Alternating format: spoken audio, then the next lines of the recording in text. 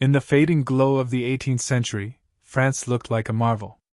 The richest kingdom in Europe, adorned in gold, powdered wigs, and silk, strutted on a stage it had ruled for centuries. Versailles shimmered like a jewel, its hall of mirrors reflecting not just chandeliers but the weight of 1,000 years of royal authority. Yet, beneath all that grandeur, the floor was buckling. Something was deeply wrong. Anyone paying attention could hear the cracks forming. Debt. It clung to France like a fever. Wars, glorious, endless wars, had drained the treasury. Helping the American colonies throw off British rule seemed noble, even fashionable at the time. But it left the monarchy gasping for coins. By the 1780s, the crown was borrowing just to pay interest on earlier loans. Meanwhile, the tax system was a relic. Nobles and clergy were largely exempt, while the peasantry and rising bourgeoisie shouldered the burden. It was like forcing a hungry man to carry a king's feast on his back. And then there was bread. For millions of French citizens, life revolved around it. In a world without supermarkets or refrigeration, bread wasn't a luxury, it was survival. When harvests failed in the 1780s, prices soared. Riots broke out in marketplaces. Mothers wept as they tore their own crust in half for their children. Marie Antoinette never said, "Let them eat cake." But the rumor alone was enough. It captured the disconnect, a royal family swaddled in silk while people froze and starved. The court didn't notice, or didn't care. Versailles was its own universe. In that world, parties continued. Opera boxes were filled. Fountains danced. Meanwhile, Enlightenment thinkers were scribbling dangerous ideas in the background. Rousseau whispered that men were born free. Voltaire mocked authority with a razor tongue. These weren't just books anymore. They were becoming kindling. The Estates General, the ancient assembly that hadn't met in over 170 years, was finally summoned in 1789. It was supposed to be a safety valve, a way for Louis XVI to get new taxes approved. But once opened, the lid wouldn't close. Delegates from the Third Estate, the commoners, realized they were more than the lowest rung. They were the majority. When they formed the National Assembly and took the tennis court oath, they didn't just vow to meet, they swore to represent the people until France had a constitution. That oath rippled through Paris like thunder. Something sacred had been violated. The Bastille, an old prison with few inmates but heavy symbolism, was stormed weeks later.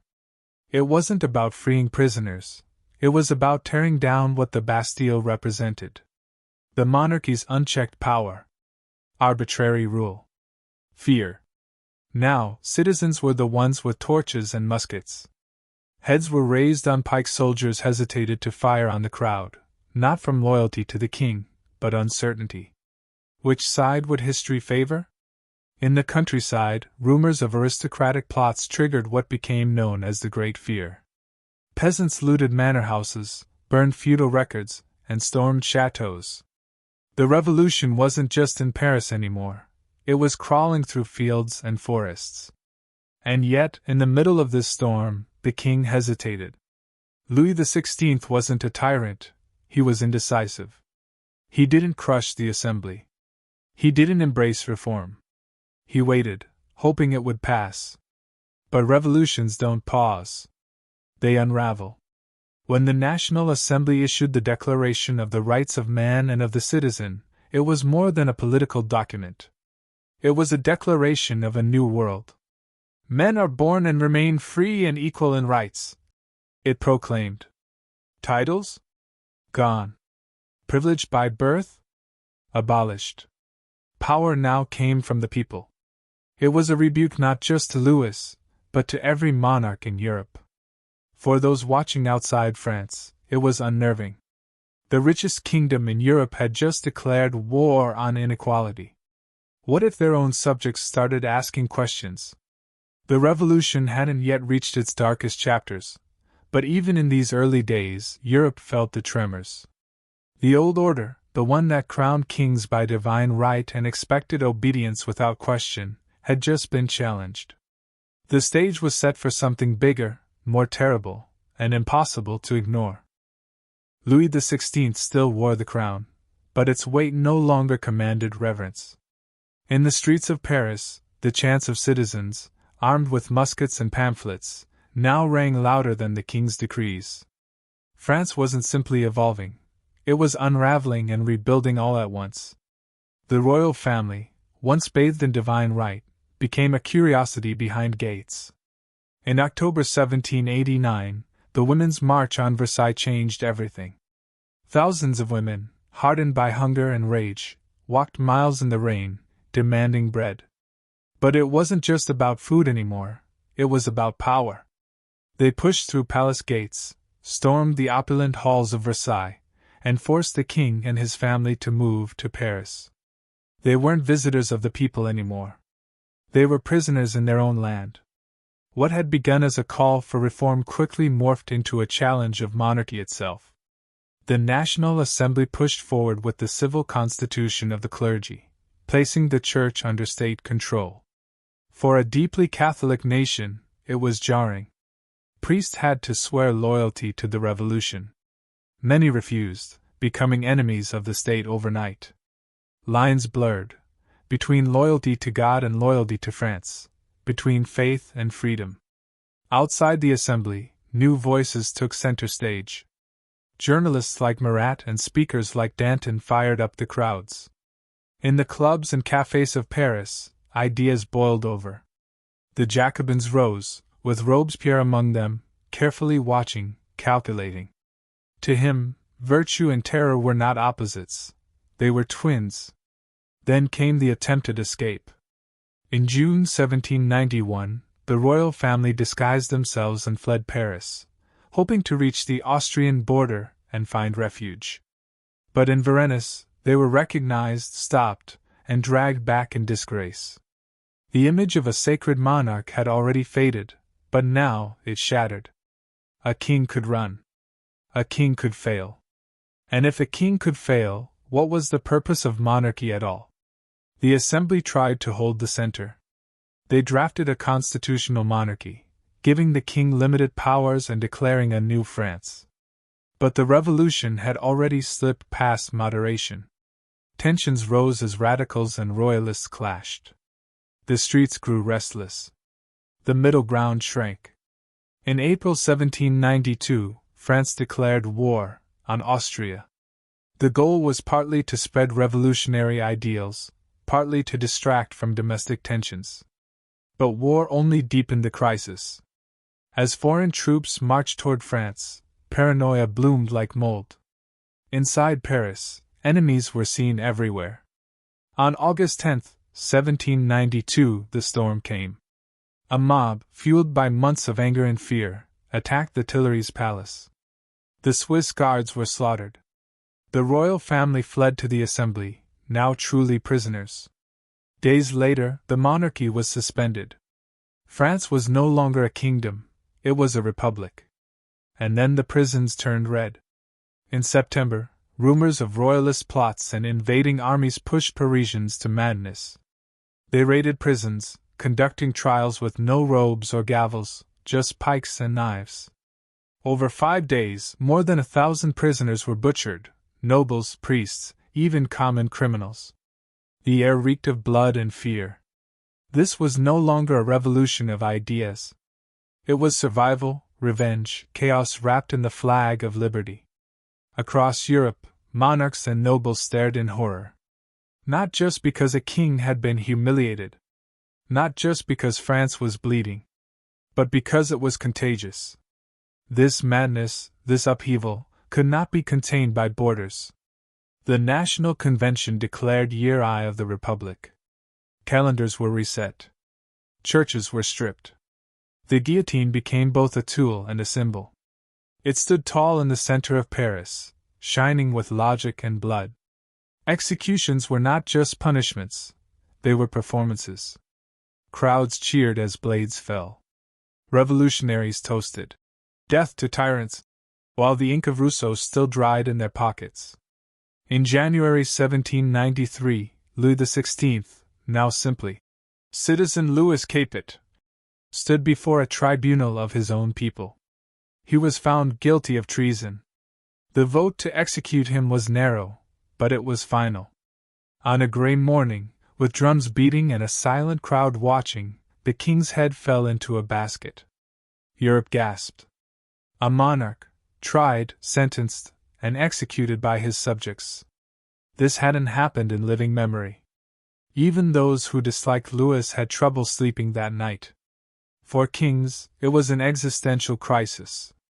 For radicals, it was a beginning. For the people of France, it was a moment of terrifying clarity. There was no turning back. The execution of Louis XVI didn't close the chapter, it opened the floodgates. With the king's head in a basket, and his blood soaking into the wood of the scaffold, France crossed a threshold no monarchy could reverse. But if revolution had once been about rights and reason, the guillotine made it visceral. Now, the revolution spoke in metal and finality.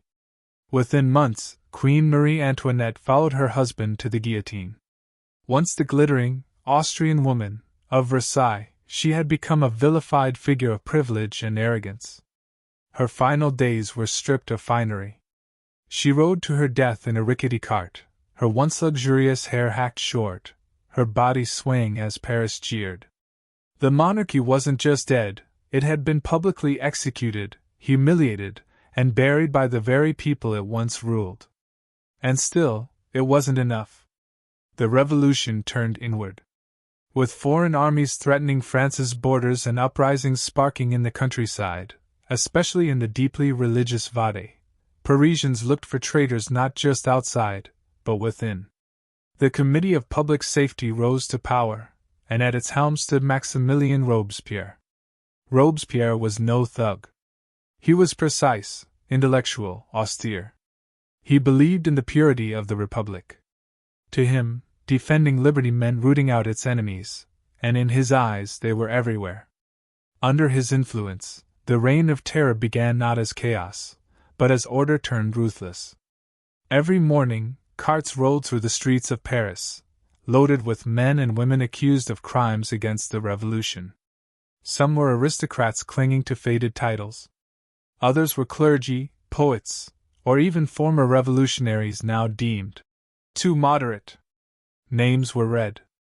Trials lasted minutes. Heads rolled. The guillotine was efficient. It didn't discriminate. It had no memory, no conscience. It stood in the place the law revolution like a god of judgment, dispassionate and final. Symbols of the old world were dismantled. Churches became temples of reason. Crosses were taken down. Even the calendar was remade, months renamed, weeks reset. The revolution wasn't just about politics anymore. It was about recreating time, culture, and thought itself. And Europe watched in horror. To the courts of Britain, Prussia, Austria, and Spain, this wasn't revolution, it was an apocalypse in real time. They weren't just afraid France might export rebellion. They were afraid their own people were watching, learning, whispering. And so, coalitions formed. Foreign armies marched on French soil. But still, the revolution burned hotter. Inside France, fear became a kind of religion. Accusation was power. A neighbor's word could send you to the scaffold. A joke could be treason. Children denounced parents. Streets were silent not out of peace, but terror. People whispered the old greeting, Bonjour, citoyen, with careful caution, never knowing who might be listening. Danton, once the voice of fire and fury, now urged moderation. The revolution devours its children, he warned. Robespierre didn't flinch. Danton, too, was sent to the guillotine, his final words drowned by the cheers of a crowd grown numb to death. The revolution had turned on itself so violently that even heroes weren't safe. Marat, the radical journalist who had called for blood, was stabbed in his bathtub by a young woman from the provinces. His assassination only deepened the paranoia. His image, slumped and bleeding, became a martyr's icon. But it didn't slow the blade. Eventually, even Robespierre began to frighten his own allies. He gave speeches listing unnamed traitors, hinting that no one was safe, not even those in the convention. When he tried to tighten his grip further, the spell broke. In July 1794, known as 9 Thermidor in the revolutionary calendar, Robespierre was arrested and guillotined without trial. The executioner tore off the bandage on his broken jaw, silencing him with agony. The man who preached virtue through terror died like so many others, quickly, anonymously. The terror ended not with a celebration, but with exhaustion. Tens of thousands had died. Blood had soaked the soil of liberty. And yet, France remained divided. The revolution had abolished the monarchy, rewritten laws, and reshaped society, but it had also left behind trauma. The people had stared into the abyss and found no easy answers. In the years that followed, there were attempts to stabilize. The Directory, a new 5-man executive body, took over, trying to bring balance. But the economy was in ruins. Inflation skyrocketed. Bread lines returned. And more than anything, the revolution had bred a hunger for strength, someone to protect the Republic from both royalists and radicals. As Europe whispered about Jacobins and guillotines, France found itself teetering again. The symbols were still there: liberty caps, tricolor flags, the Declaration of the Rights of Man, but they were tattered, worn by years of war and betrayal. France needed order. And in the wings, someone was waiting. By the mid-1790s, France was a nation in recovery, but also in danger. The revolution had survived kings, chaos, and terror, yet it left behind deep scars and no clear direction. The monarchy was gone, the churches gutted, and the guillotine bloodstained and silent. What remained was a republic teetering between its ideals and the sheer exhaustion of its people. In rural regions, the Vade still simmered. Royalist insurgents hadn't forgotten the king, nor had they forgiven the revolution for desecrating the church and killing priests. In Paris, the radical sans-culottes, once the beating heart of the revolution, felt betrayed by the new Directory, which favored order over equality. And across the borders, the kings of Europe circled like wolves, hoping the French experiment would finally collapse under its own weight. It didn't help that France was at war on nearly every front. Britain, Austria, Prussia, Spain, they had all formed alliances to crush the revolution. Their fear wasn't just about territory. It was about contagion. What if their own peasants got ideas? What if they, too, demanded a constitution? Thousands of French nobles had already fled, émigrés they were called. Many of them took up arms with foreign armies or tried to stir uprisings from abroad. From Vienna to Naples, French exiles became grim reminders of the price of revolution and the fear it inspired in every royal court. Stories of the terror, of priests killed and queens decapitated, were retold with horror in salons and palaces. In Britain, newspapers printed gruesome engravings of the guillotine at work. The phrase French disease took on new meaning, not plague, but rebellion. Yet, while foreign powers prepared invasions, they underestimated one thing: the revolution's ability to rally its people under threat. The levy en masse, France's mass military draft, poured thousands of soldiers into the battlefield. Ill-trained and poorly equipped at first, they fought not for a king but for the idea of France, for liberty, for something new. They sang the Marseillaise, a song not of courtly fanfare but of blood and freedom. The irony was bitter. The same revolution that dismantled the monarchy now needed military victories to survive. And from this need emerged a young general who moved like lightning, spoke with a Corsican accent, and radiated ambition: Napoleon Bonaparte. He wasn't yet the man who would crown himself emperor. In these early years, Napoleon was a symbol of possibility. He won victories in Italy that stunned Europe, outmaneuvering Austrian generals and sending looted treasures back to Paris. He turned ragtag recruits into disciplined forces. More importantly, he did something few had managed: he made France feel proud again. Back in Paris, the Directory clung to control but lacked credibility. Corruption ran rampant. Economic crises persisted. Bread was still expensive. And the common people, the same ones who had marched on Versailles, stormed the Bastille, and cheered at Place de la Revolution, now watched from the sidelines, disillusioned. Meanwhile, whispers of conspiracy stirred. Royalists plotted restoration. Jacobins dreamed of another uprising. But the people didn't want more blood, they wanted stability. And they were willing to trade some of their newfound liberty for it. In 1797, the Royalists made electoral gains. Alarmed, the Directory nullified the results and relied on Napoleon's troops to back the decision. The military was no longer a tool of the people, it was becoming a player in politics. France had birthed a republic, but it was learning to walk with military crutches. Outside France, monarchies flinched at every French success. The revolution had not only survived, it had grown teeth. Revolutionary armies occupied Belgium, invaded the Rhineland, and inspired rebellions in Switzerland and northern Italy. In Ireland, French aid almost helped an uprising against Britain. The revolution's virus was spreading, and even its enemies had to admit, this wasn't just an accident of history. It was a force. But even victories couldn't hide the fractures. France's new rulers wore tricolor sashes but governed with old habits. Their promises felt hollow. Their democracy looked suspiciously like controlled chaos. And among the soldiers, one name began to rise above the rest. Napoleon. He wasn't Parisian. He wasn't of noble birth. He wasn't even fully French by blood.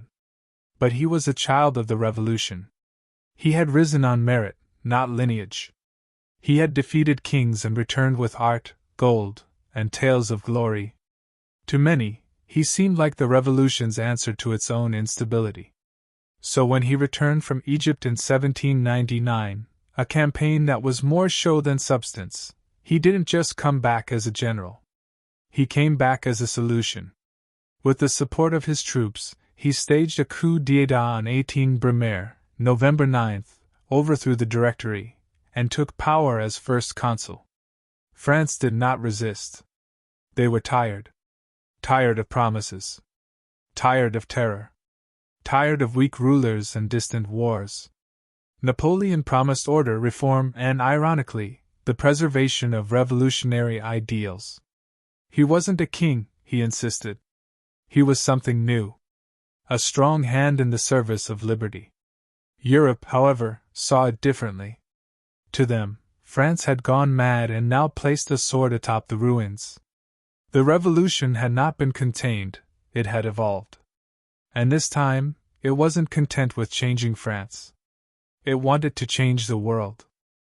When Napoleon took the reins of France in 1799, the world paused, startled, unsure whether to laugh or shudder. The revolution, once a chaotic force of citizen mobs and dusty lawmakers, now marched with precision under the command of a Corsican general. Europe had watched France spiral through kings, guillotines, and ideologies. But what came next stunned them all: order. Napoleon wasn't interested in the endless debates of Parisian assemblies. He preferred results. Roads were rebuilt. Taxes were restructured.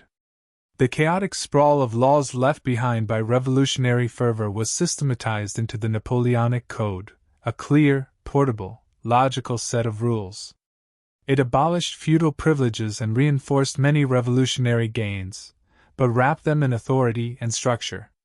To a country exhausted by ideological purges and political roulette, this was a deep breath. To the rest of Europe, it was deeply confusing. Was Napoleon a liberator or a usurper? He restored the Catholic Church's place in French society, but made sure it answered to him. He allowed aristocrats to return, but tied their fortunes to his regime. He crowned himself emperor in 1804, not waiting for the Pope to do it. And when he placed that crown on his own head, it was more than theater. It was a message. Power was no longer granted from above, it was seized and wielded. The transformation shocked old Europe. Kings who had survived the revolutionary fever, those in Prussia, Austria, and Britain, now stared across the Channel or over the Alps and saw not anarchy, but a new kind of threat, a man who embodied both revolution and empire. Napoleon didn't just want to restore France's borders. He wanted to redraw Europe. And he began to do just that.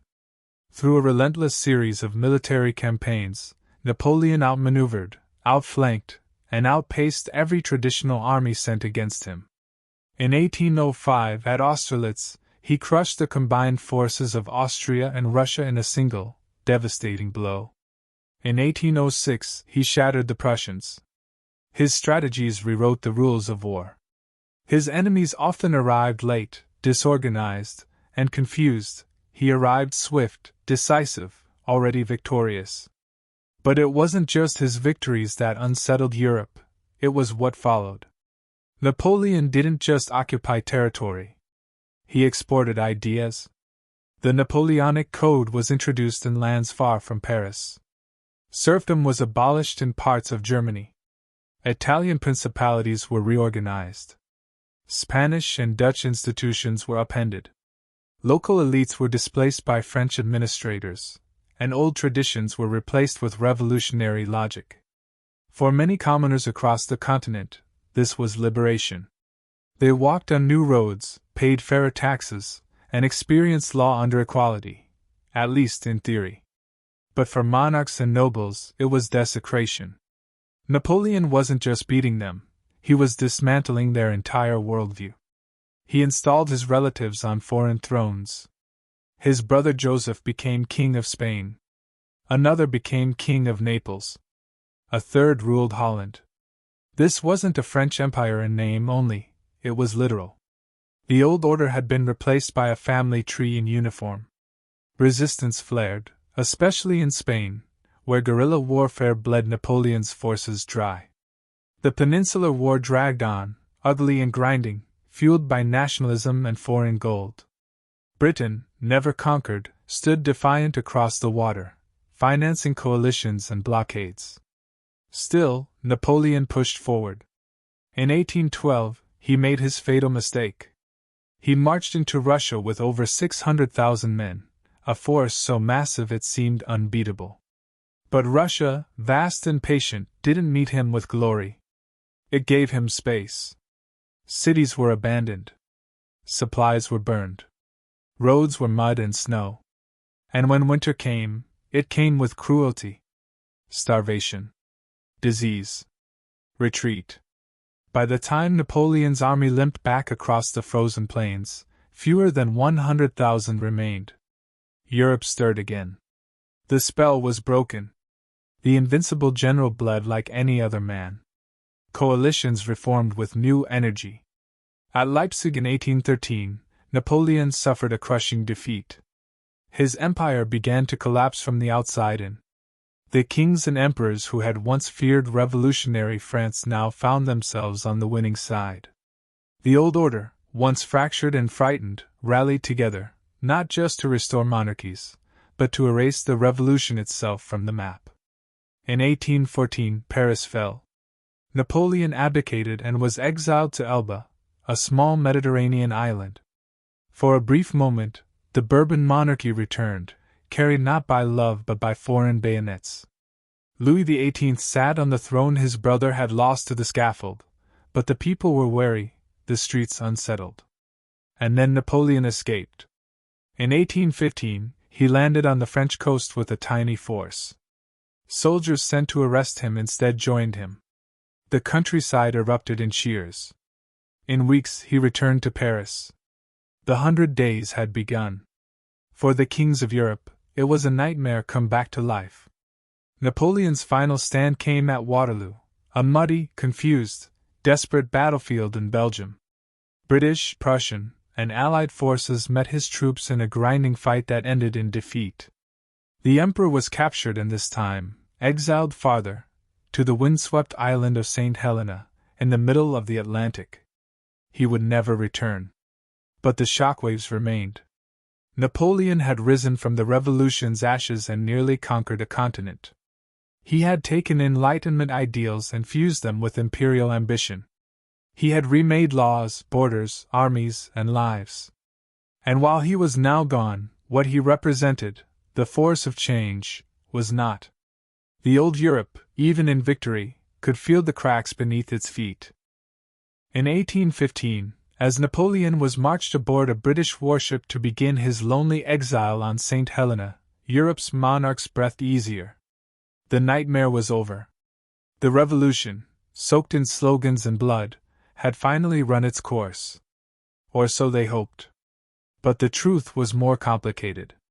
What had begun in 1789 with calls for liberty and bread had ended with a continent transformed. The French Revolution didn't just topple a king or birth a new republic. It cracked the foundations of old Europe, exposing the fragility beneath centuries of crowns and scepters. At the Congress of Vienna, diplomats and rulers gathered to put the world back together. Their goal was simple: restore balance, restore monarchies, restore order. France was trimmed back to its old borders. Bourbon kings were placed back on the throne, not just in Paris, but in Spain and Naples too. Territories were shuffled like playing cards. The Holy Alliance promised to guard Europe against the return of revolution. But it was already too late. Ideas can't be imprisoned on islands. The revolution had unleashed forces that couldn't be rewound by redrawn maps. Across Europe, people had seen a different world. Serfs had glimpsed life without lords. Citizens had read declarations of rights. Soldiers had marched not for a king, but for a flag and a cause. Those memories didn't vanish, they simmered. In Germany, in Italy, in the crumbling lands of the Austrian Empire, movements began to stir. Nationalism, once dormant, now had a pulse.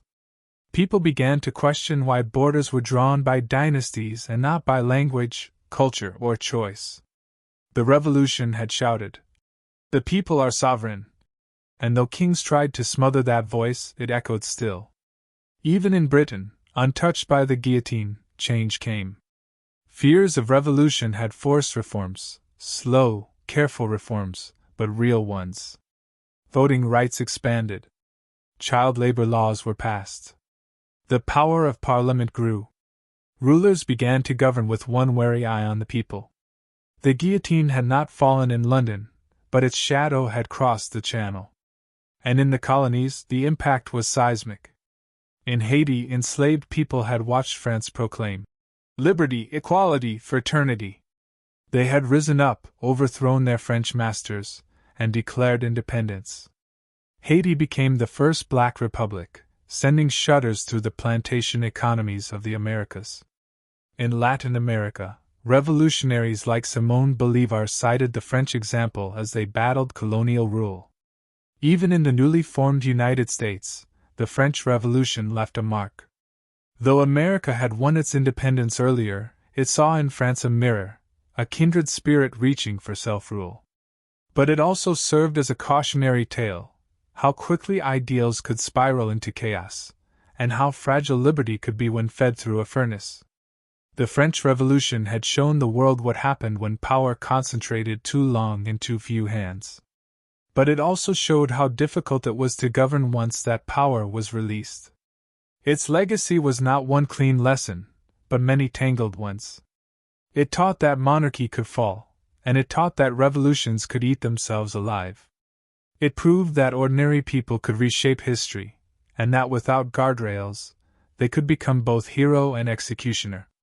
It revealed the limits of Enlightenment dreams when tested by hunger, war, and fear. For Europe's rulers, it was a trauma. For Europe's thinkers, it was a laboratory of political philosophy. For the masses, it was both warning and inspiration. In the centuries that followed, revolution became a recurring theme. In 1848, revolts erupted across Europe again: France, Italy, the German states, the Austrian Empire. Though most were crushed, they showed that the fire hadn't gone out. In Russia, the Tsars ruled with an iron grip, but in 1917, their empire collapsed amid cries that echoed 1789. Even into the 20th century, dictators and revolutionaries alike would quote Robespierre, idolize Napoleon, or evoke the rights of man. From Lenin to Castro, echoes of the French Revolution pulsed in modern upheavals. And for historians, the French Revolution remains a turning point, a moment where the world tilted and never quite righted itself again. Versailles still stands today, its gold shining in the sun. Tourists walk the Hall of Mirrors, where once kings toasted their own divinity. But no matter how well it's preserved, the air is different. It is no longer a symbol of untouchable power, but a museum. A reminder. Paris, too, wears its past openly. The Place de la Concorde, once stained with royal blood, now buzzes with traffic and tourists. Statues and plaques mark revolutionary sites. The Declaration of the Rights of Man hangs framed in classrooms and government offices. Liberty is no longer a rebel's cry, it is part of the nation's bones. But the revolution never truly became history. It is too alive, too deeply embedded in the global story. It left behind questions that still haunt modern politics. Who should rule? How much power is too much? Can freedom and order coexist? And perhaps that's why it shocked Europe so deeply. Not just because it burned palaces or beheaded kings, but because it held up a mirror. And in that mirror, the world saw itself, not as it was, but as it could be.